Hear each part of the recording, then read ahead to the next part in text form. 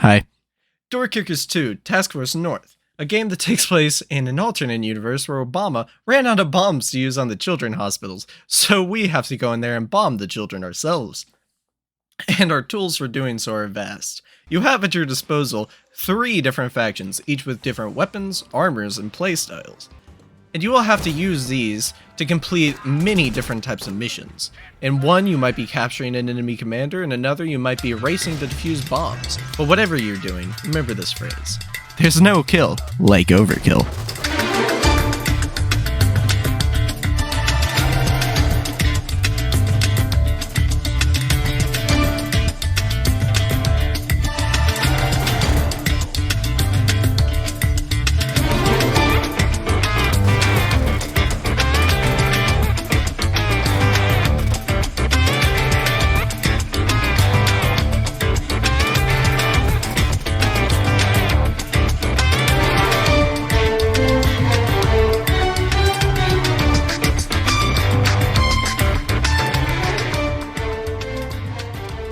As Sun Tzu once said, know your enemy and yourself, and you need not worry about 100 battles.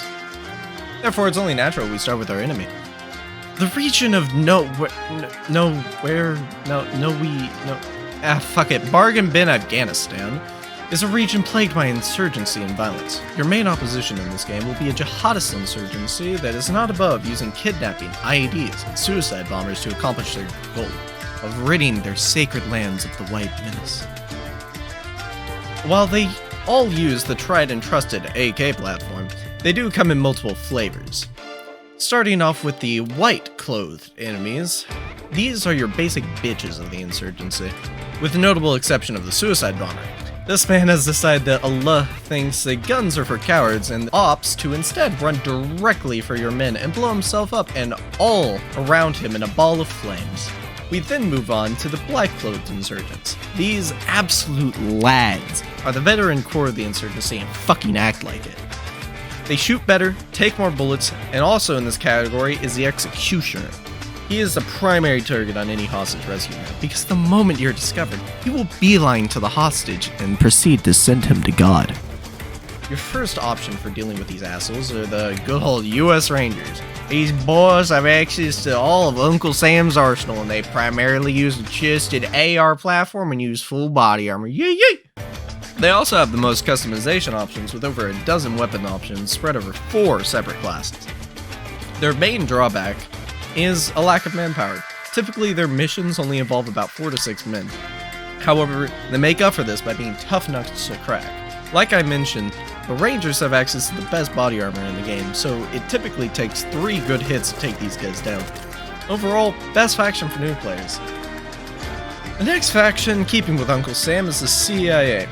I guess they got bored of sitting back in their black sites and torturing innocents, and they decided to take to the streets and speed up the process. These guys have a special ability called concealment. That allows them to blend into the local populace to get up close and personal with their targets. However, due to their need to blend in, they forgo many luxuries like body armor and actually fucking good gun. Some of their missions are fun, and there are a few situations where I'd prefer them over the Rangers, but most of the time they're very situational. And last but certainly not least, we have the motherfucking SWAT. These are local government forces which, unlike the Western dogs, put their full trust in the Kalashnikov. Overall, they play very similar to the Rangers, just worse. Why do you play them, I hear you ask? Simple, their special ability, the militia. See, every mission has a limit to the amount of men you're allowed to bring. What the militia does is every man only counts as half a person. So, in a mission where you can only bring 4 guys, you can bring 8. Using these guys successfully is very difficult, and their missions are extremely challenging yet rewarding. And on the topic of missions, let's get on to those. In Door Kickers 2, there are about 60-ish missions split across 12 campaigns, one of which acts as the tutorial and introduction to the game, and the next 3 are the introductions to the different factions. These missions are further split into 5 different game modes. Clear, where you kill everyone. Hostage rescue, where you rescue a hostage. Timed hostage rescue, the exact same, but if you run out of time, the hostage meets Allah. Abduction, where you capture an insurgent HVT, and QRF, where you either rescue friendlies or blow up sensitive equipment. All of these missions can take place in either the night or the day, which means if you have a force that doesn't use night vision, don't. But you can also use the night to your advantage if you're smart enough. And if for whatever reason that's not enough for you, there's a full random mission generator that you can use to load random missions, as well as many thousands of missions made by the community through the Steam Workshop. So it's safe to say this game has amazing replayability, and oh, I guess it's time I get into actually how to play the game. So, I'm going to show you the hardest mission in the game, in my opinion.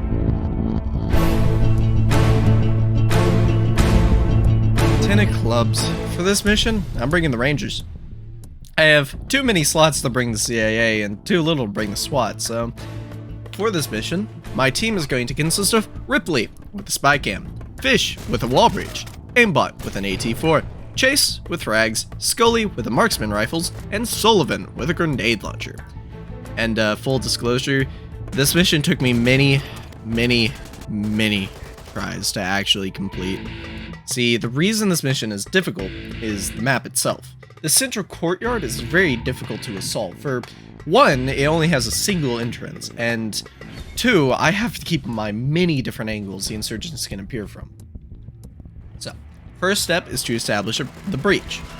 To begin, Scully uses her marksman rifles to take out a number of insurgents in the far courtyard.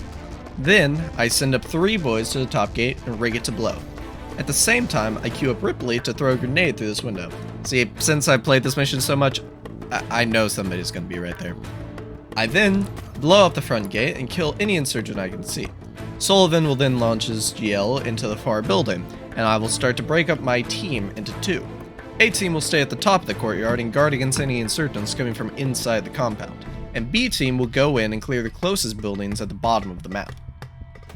As B team moves in, Ripley will close the door just in case there's an insurgent taking a shit. Firefight then quickly develops as Ripley interrupts the insurgent doing his business and backs off to throw a grenade down the hallway.